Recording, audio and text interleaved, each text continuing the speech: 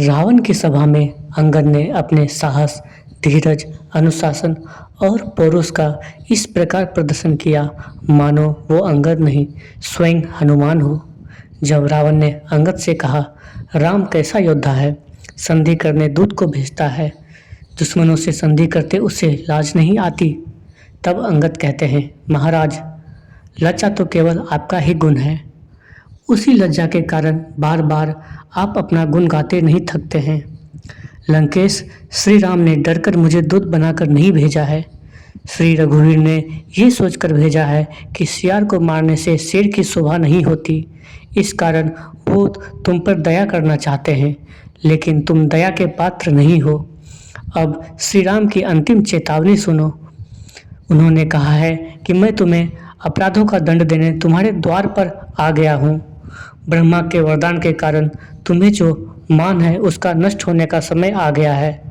राक्षस अधम, अगर तुम सीता को लेकर मेरे शरण में नहीं आए तो मैं इस पृथ्वी को राक्षस विहीन कर दूंगा। जिस बल से तुम सीता का हरण किया उस बल को युद्ध में दिखाओ।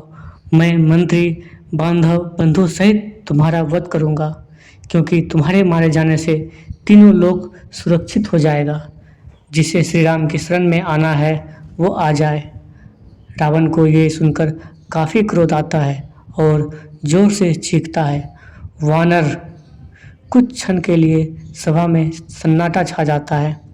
रावण कहता है, अब इस वानर को जीने का अधिकार नहीं है, ये अपने जीने का अधिकार खो दिया है। इसी सभा में इसका शीश काटकर इसको शक्ति का आभास कराओ। मेरी आज्ञा का पालन हो।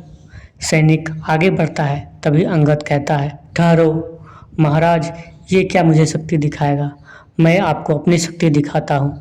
कहकर उन सैनिकों को उठाकर रावण के शरण में इस प्रकार फेंक देता है जैसे वो सैनिक नहीं बल्कि तिनका हो। फिर अंगद ने कहा, हे लंकेश, यदि आपको अपने योद्धाओं के शक्ति का अभिमान है तो मैं श्री राम की ओर से आपके समस्त योद्धाओं को चुनौती देता हूँ। मैं अपना पैर आपके सभा में जमा देता हूँ। यदि आपके कोई भी योद्धा मेरे पैर उठा सके तो मैं अपने स्वामी की ओर से आपको ये वचन देता हूँ कि वो अपनी हार मानकर लंका से वापस चले जाएंगे। और श्री राम का नाम लेकर अंगद ने अपना पैर सभा में जमा दिया। लंका के वीर योद्धा एक एक कर आने लगे वीर अंगद के पैर उठाने, पर अंगद के पैर हिला तक नहीं पाए।